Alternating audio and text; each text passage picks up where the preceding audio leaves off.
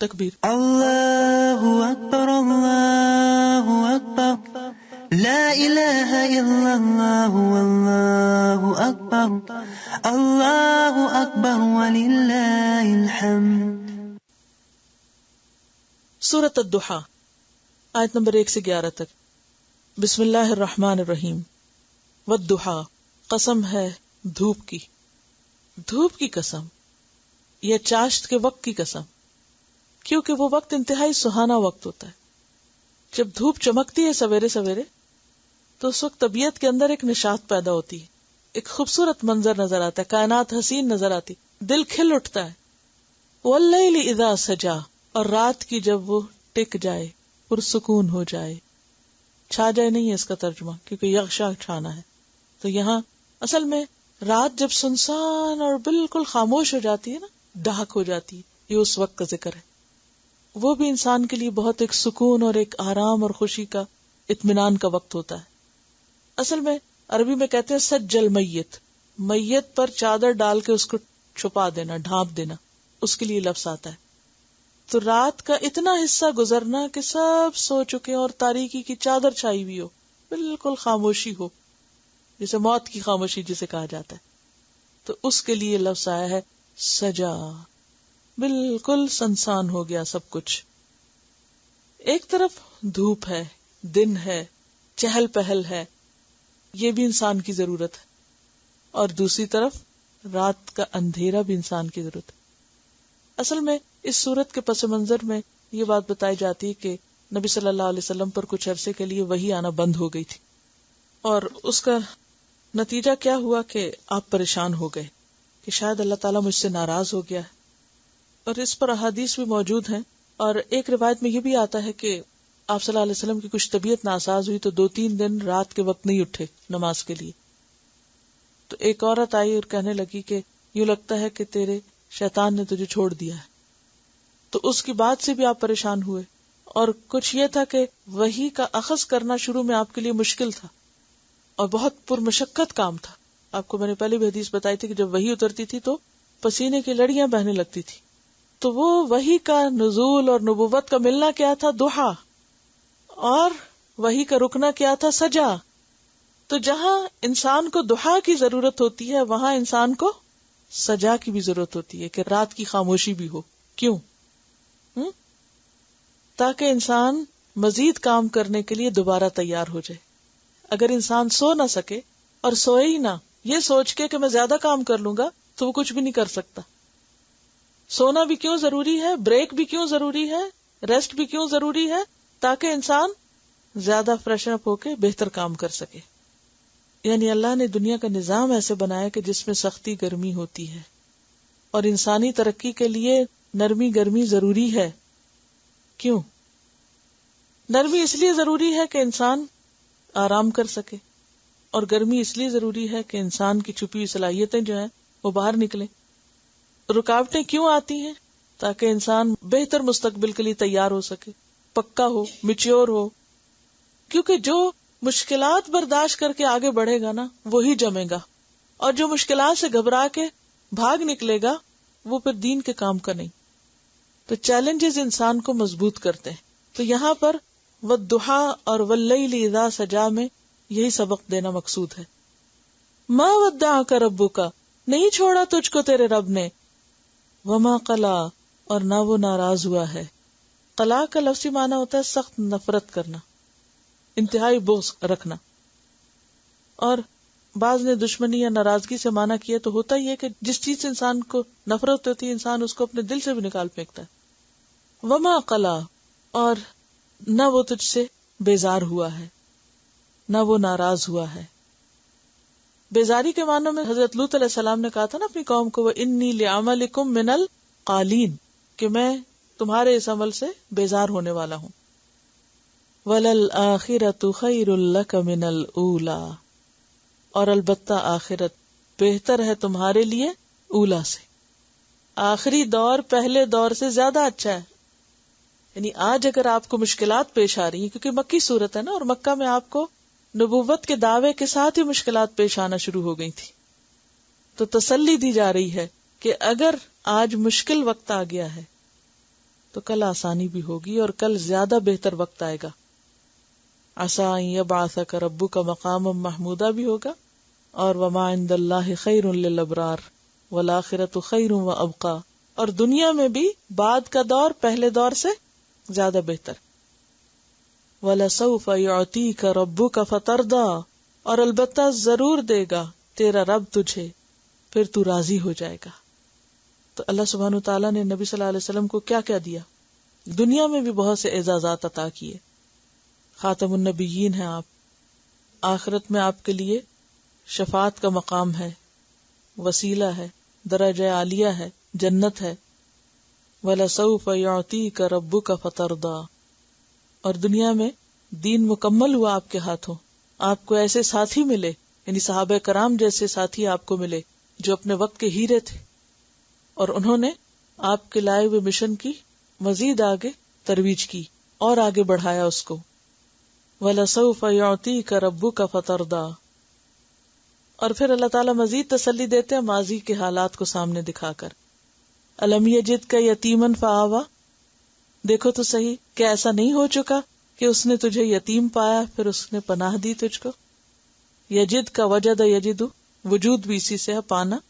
یتیمن, یتیم یعنی آپ یتیم پیدا ہوئے تھے. فآوا, تو اس نے پناہ دی, اس نے ایسا انتظام کیا کہ آپ ایک بہترین انسان کی شکل میں پل سکیں. ورنہ عام طور پہ کیا ہوتا ہے, جو بچے یتیم رہ جاتے ہیں اور ان کی کوئی صحیح تربیت کرنے والا نہیں ہوتا تو بعض اوقات بہت بگڑ بھی جاتے ہیں. لیکن نبی صلی اللہ علیہ وسلم یتیم ہونے کے باوجود اور پھر کچھ عرصے کے بعد والدہ بھی فوت ہو گئی, اس کے باوجود آپ کی تربیت اتنے اچھے انداز میں ہوئی, اتنا بہترین مقام آپ کو ملا کہ آپ ایک بہت ہی عظیم انسان کے طور پر پرورش پائے. اور یہ اللہ کا خاص احسان تھا آپ پر. وَوَجَدَكَ ضَالًّا فَهَدَىٰ, اور اس نے پایا آپ کو راہ بھولا پھر ہدایت دی. دیکھیے کہ بعض لوگ اس کو گمراہ کہتے, تو جو ہمارے یہاں اردو میں گمراہ کی سینس ہے نا وہ ذرا نیگیٹو ہے. تو مطلب راہ بھولا کا بھی یہی ہے, راہ بھول گیا, لیکن انداز ہے کہنے کا. تو اس نے آپ کو ناواقف راہ پایا پھر ہدایت دی. یعنی نبوت سے پہلے آپ تلاش حق کے لیے کہاں جاتے تھے؟ غار ہرا. اپنے بیوی بچوں سے دور جا کے غور و فکر کرتے, معاشرے کی حالت پہ کڑتے, اور آپ کے اوپر وہ جو ایک کیفیت تھی اس کو دور نہیں کیا اللہ نے, آپ کو راستہ نہیں دکھایا. جیسے آتا نا, ما کنت تدری مل کتاب ولا الایمان ولکن جعلناہ نورا نہدی بہ من نشاء من عبادنا, اور وَلَقَدْ آتَيْنَاكَ سَبْعًا مِّنَ الْمَثَانِي وَالْقُرْآنِ الْعَظِيمِ, اور الْيَوْمَ أَكْمَلْتُ لَكُمْ دِينَكُمْ وَأَتْمَمْتُ عَلَيْكُمْ نِعْمَتِي, بہت نعمتیں آپ کو ملی تھی. وَوَجَدَكَ ضَالًّا فَهَدَىٰ, اور دال جو ہوتا ہے نا یہ ذہنی طور پر بھی راہ بھولنے کے لیے ہوتا ہے اور حصی طور پر بھی, اور محبت میں کسی پر فریفتہ ہونے کے لیے بھی آتا ہے.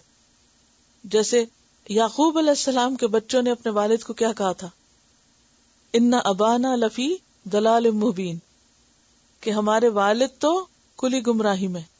اب وہ گمراہی دین سے ہٹنا نہیں تھا, اس سے مراد کیا تھی کہ یوسف علیہ السلام کی محبت کی وجہ سے آپ ان کی طرف زیادہ مائل ہیں, یعنی آپ ادھر زیادہ جھکے ہوئے ہیں.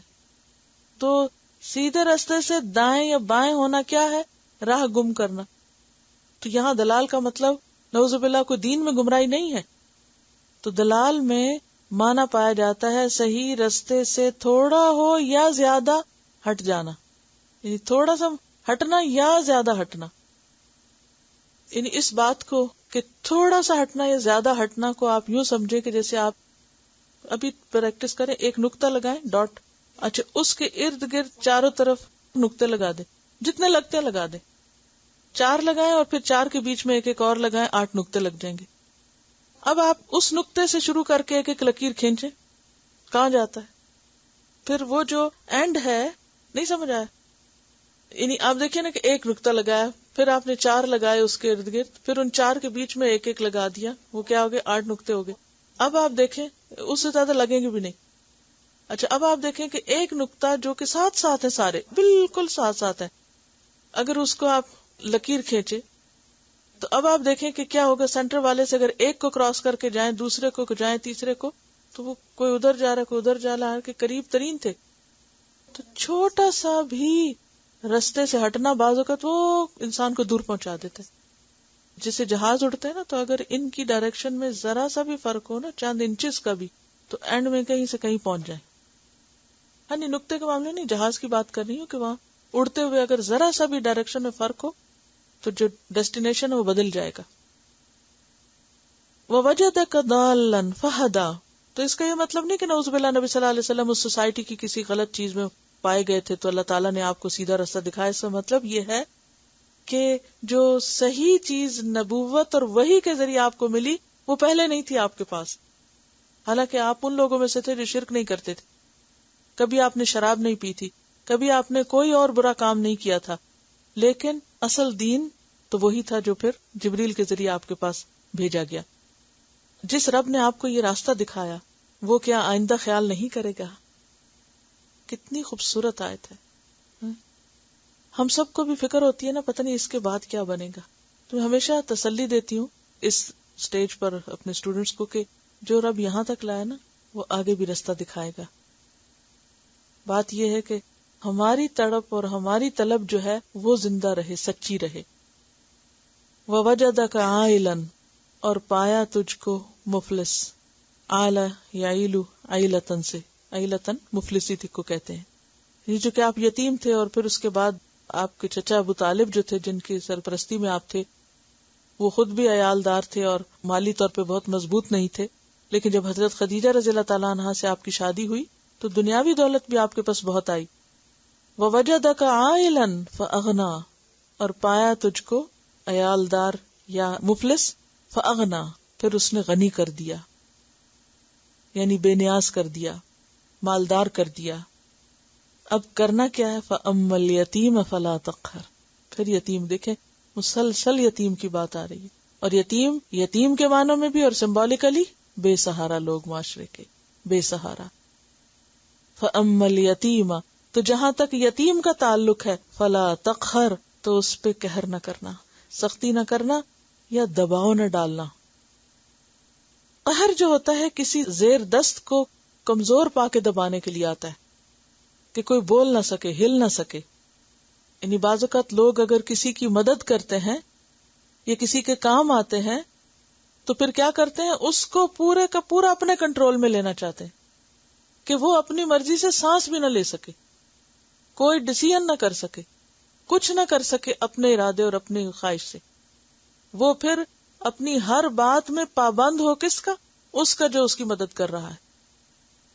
ابھی انہوں نے بات کی تھی کہ دباؤ ڈالنا، یعنی جب ہم کسی کو کچھ دے دیتے ہیں نا تو پھر ہم جیسے قریبی رشتے دار ہیں، اگر ان کو کچھ دے دیا تو پھر ہم کیا چاہتے ہیں، یہ ہمارے پنجے میں رہے، یہ ہمارے دباؤ میں رہے، اور یہ ہر وہ کام کریں جو ہم چاہتے ہیں اور وہ نہ کریں جو ہماری مرضی کے خلاف ہے یا ہمارے مفادات کے خلاف کام نہ کریں. تو ایسا کرنا جو ہے یہ درست نہیں. ہمارا فرض کیا ہے؟ ضرورت مند کو دے کے فارغ، اس کے بعد اسے غلام بنا لینا یا اس پہ اپنی مرضی جتانا یا اس کو اپنی مرضی سے اپنے مرضی کے مطابق موڑنے کی کوشش کرنا، یہ درست نہیں. فَأَمَّا الْيَتِيمَ فَلَا تَقْهَرْ، تقہر کا مطلب یہ نہیں ہے کہ تم اس کو مارو پیٹو نہیں، کیونکہ تربیت کرنے کے لیے یتیم کی بعض اوقات اس کو ڈانٹنا بھی پڑتا ہے. تقہر کا مطلب ہے اس کو دباؤ میں نہ رکھو، اس کو کنٹرول نہ کرو. وَأَمَّا السَّائِلَ فَلَا تَنْهَرْ، اور جہاں تک سوالی کا تعلق ہے تو اس کو جھڑکو مت. نہر ینہر کا کیا مطلب ہے؟ یہاں جھڑکنا. وَأَمَّا بِنِعْمَةِ رَبِّكَ، اور جہاں تک آپ کے رب کی نعمت کا تعلق ہے، فحدث، تو اس کو بیان کرو. نعمت سے مراد کیا ہے؟ نبوت، قرآن، ہدایت، اور خاص طور پر ان نعمتوں کا ذکر جو پیچھے گزری. کیا کیا؟ الم یجد کا یتیمن فآوا، یعنی یتیمی کی حالت میں پناہ دی، دلال کی حالت میں ہدایت دی، عیالداری کی حالت میں غنا دی. تو اب کیا کریں؟ آپ کو جو اللہ نے دیا ہے فحدث، آپ اس کو آگے بیان کریں، آپ اسے دوسروں سے شیئر کریں، اس کو بانٹیں، اس کو آگے تقسیم کریں. یعنی آپ کو اگر نبوت دی تو آپ نبوت کی ان ذمہ داریوں کو نبھا کے لوگوں کو ہدایت دینے کا کام کریں. اسی طرح قرآن دیا تو اس کی تعلیم آگے دیں. آپ کو یتیمی میں پناہ دی تو آپ بھی بے سہارا کی مدد کریں. اور اسی طرح جو مال و دولت اللہ نے آپ کو دیا اس میں دوسروں کو شریک کریں. وَأَمَّا بِنِعْمَةِ رَبِّكَ فَحَدِّثْ. اور حدث یحدث و تحدیث کا ویسے معنی ہوتا ہے زبان سے بات کرنا. تو زبان سے بات کرنے میں کیا چیز آتی ہے کہ ان نعمتوں کا زبانی بھی شکریہ ادا کریں، یعنی ان نعمتوں کا ذکر بھی کریں. تحدیث نعمت کہ انسان کو جو ملا ہو اس کی قدر کرے اور اس کا ذکر بھی کرے، اور وہ نعمت ظاہر بھی ہو. کیا فرض بنتا ہے کہ انسان نعمت کو ظاہر کرے، آگے پہنچائے، اس کا ذکر کرے، اس پر شکر ادا کرے. جیسے آپ صلی اللہ علیہ وسلم کے پاس ایک شخص آیا اور اس کے جسم پر میلے کچیلے کپڑے تھے. آپ نے فرمایا تمہارے پاس کوئی مال نہیں ہے؟ اس نے کہا سب کچھ ہے، یہ بھی ہے، یہ بھی. تو آپ نے فرمایا کہ جس کو اللہ نے یہ سب کچھ دیا ہو اسے چاہیے کہ اس کا اثر اس کے جسم پر نظر آئے. تلاوت حدث. تو یہاں پر کون سی نعمت ہے جس کا ذکر کیا جا رہا ہے؟ نعمت قرآن، نعمت نبوت، اور اس کے علاوہ وہ تمام نعمتیں جو نبی صلی اللہ علیہ وسلم پر کی گئی تھی جن کا اس صورت میں ذکر ہے. الم یجدک یتیما فآوی ووجدک ضالا فہدی ووجدک عائلا فاغنی. یعنی نمبر 1 پروٹیکشن ہے، یتیما فآوی، نمبر 2 ہدایت ہے، اور نمبر 3 غنا ہے. تو تینوں طرح کی نعمتیں جو ہیں ان کا، اور خاص طور پر ان سب نعمتوں میں بڑی نعمت جس کو اللہ سبحانہ وتعالیٰ خود بھی نعمت کہتے ہیں، الیوم اکملت لکم دینکم واتممت علیکم نعمتی. تو یہ جو دین اسلام کی نعمت آپ کو ملی ہے اور قرآن کی نعمت آپ کو ملی ہے، اس کو کیا کرو؟ آگے بیان کرو. جہاں تک دنیاوی نعمتوں کا تعلق ہے تو انسان کو جو بھی نعمتیں ملی ہیں ہر انسان کو مختلف طرح ملی.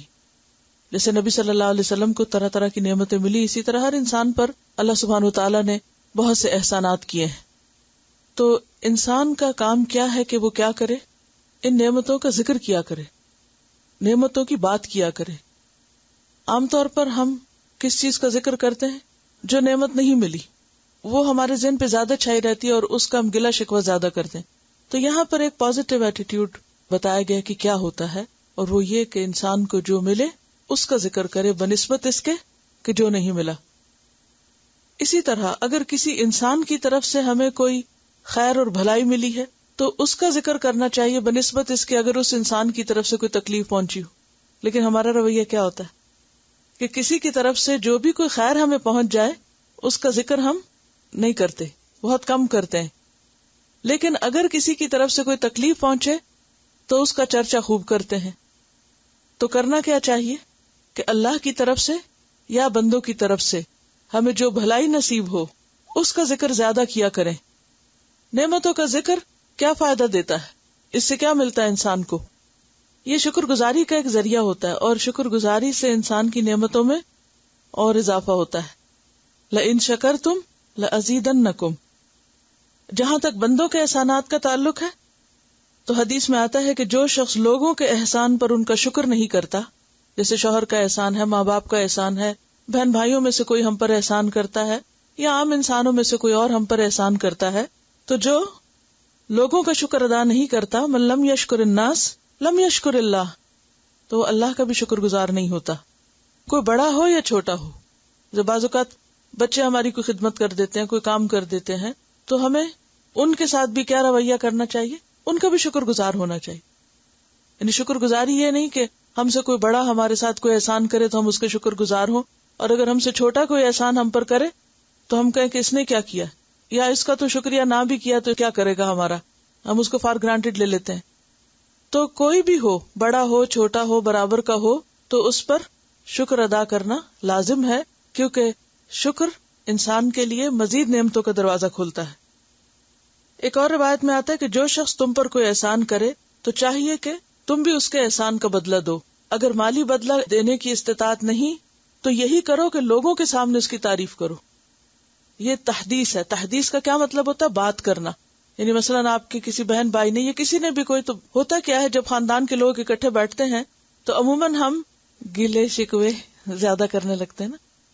یعنی فلاں نے میرا حال نہیں پوچھا، فلاں نے یہ کر دیا میرے ساتھ، فلاں نے وہ کر دیا. تو اس سے کیا ہوتا ہے؟ خود بھی دکھی ہوتے ہیں اور دوسروں کو بھی کرتے ہیں سنا سنا کے. تو اس کے برعکس ہونا کیا چاہیے کہ اب خاص طور پہ قرآن پڑھ کر اور اما بنعمت ربک فحدث، تو رب نے ہی ساری نعمتیں کی ہیں نا. کسی بندے کے ذریعے بھی جو ہم پر نعمت آتی یہ بھی دراصل رب ہی کا احسان ہوتا ہے.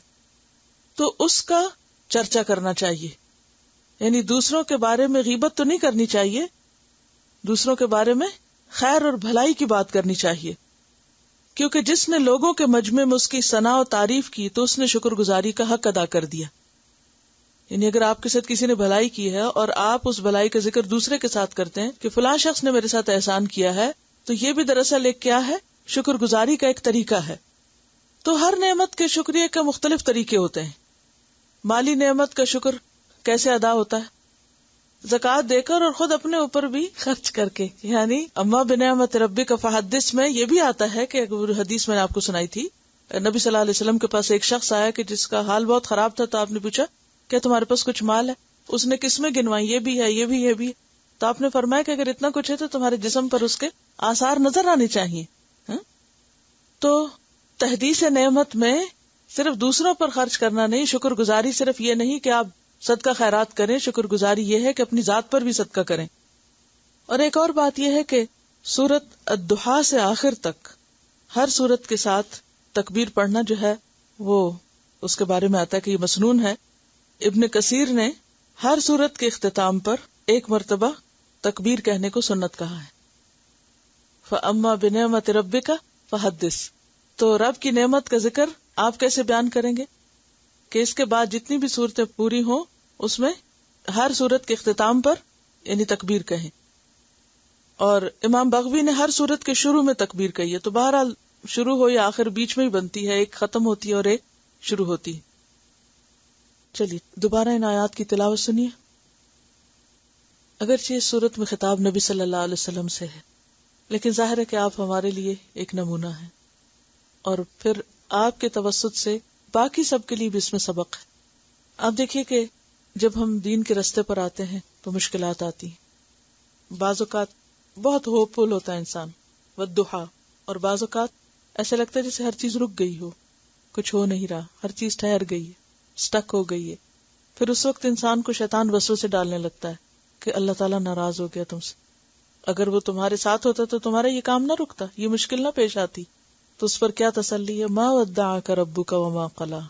کسی بھی ایسی چیز کا رک جانا جس کا تمہیں انتظار ہو, اس میں بھی اللہ کی حکمت ہے. اور پھر کتنی امید دلائے گی, وَلَلْآخِرَةُ خَيْرٌ لَكَ مِنَ الْأُولَىٰ. پہلے دور سے پچھلا دور زیادہ اچھا آئے گا.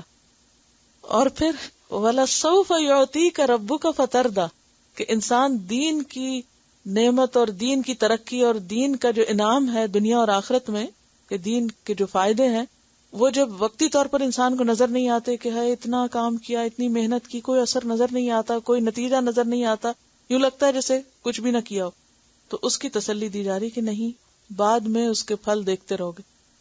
اور ہم دیکھتے ہیں کہ نبی صلی اللہ علیہ وسلم کے بعد صحابہ کرام نے کہاں کہاں تک دین کو پہنچایا, حضرت ابوبکر کے دور سے لے کے آخر تک. اور پھر وہ سارا کچھ آپ کے حق میں صدقہ جاریہ ہے. جتنے صحابہ کرام نے جو کچھ کیا سب ثواب آپ کو, جو تابعین نے کیا, آج جو کچھ ہم کریں اس کا بھی اجر کا ایک حصہ کس کو جائے گا؟ آپ صلی اللہ علیہ وسلم, کیونکہ آغاز وہاں سے ہوا.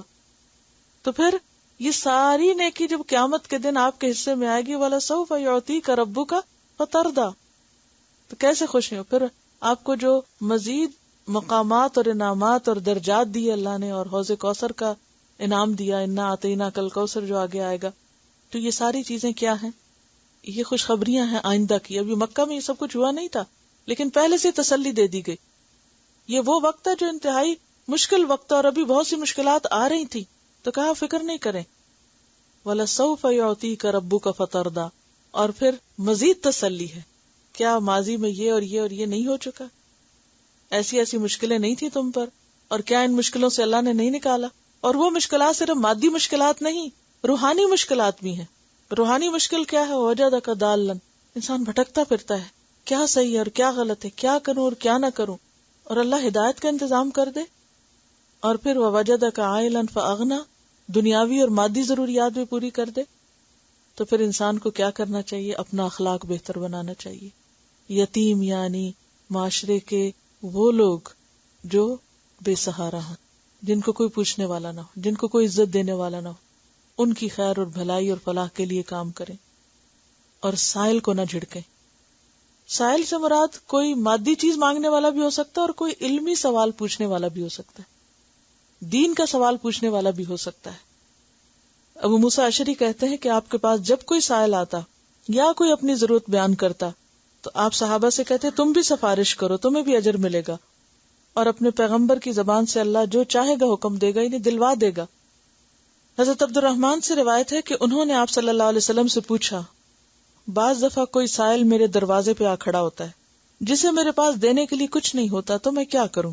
آپ نے فرمایا، اگر تم فقیر کو دینے کے لیے بکری کے ایک جلے ہوئے کھر کے سوا کچھ نہ پاؤ تو وہی اس کے ہاتھ میں رکھ دو، یعنی معمولی سے معمولی چیز دے دو لیکن خالی ہاتھ نہ جانے دو۔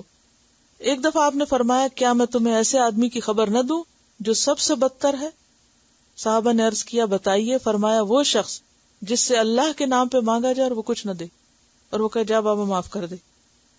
میں ہمیشہ کچھ نہ کچھ کھانے کی چیز پاس رکھتی تھی، کچھ نہ کچھ، اور جب وہ آ کے گاڑی کی ونڈو کھٹکھٹاتے یا کچھ بھی تو پیسے نہیں دیتی تھی، مجھے پتا ہوتا تھی پیشہ ور ہیں، لیکن کوئی سویٹ دے دی، کوئی بسکٹ دے دیے، اور الحمدللہ اس کے بعد جس اسٹوڈنٹ کی گاڑی پہ مجھے کبھی بیٹھنے کا اتفاق ہوتا، بسکٹوں کے پیکٹ ان کی گاڑی میں ساتھ رکھے ہوئے ہوتے تھے، اور سب نے یہ طریقہ اختیار کر لیا تھا کہ کسی کو نہ نہیں کرنی، ہمیں کھانے کی چیز دے دینی، یا گھر میں جیسے بچے ہوئے کھانا تو ہم اکثر ایسے کرتے، چھوٹے چھوٹے پیکٹوں میں ڈال کے ساتھ لے کے بیٹھتے تھے، اور میں پتا ہوتا تھا راستے میں آئیں گے، اور وہ بھی انتظار کر رہے ہوتے تھے کہ یہ سر کور کیے ہوئی خواتین گزریں گی تو ہمیں کچھ کھانے کو ملے گا، اور وہ لے کے کھا رہے ہوتے تھے۔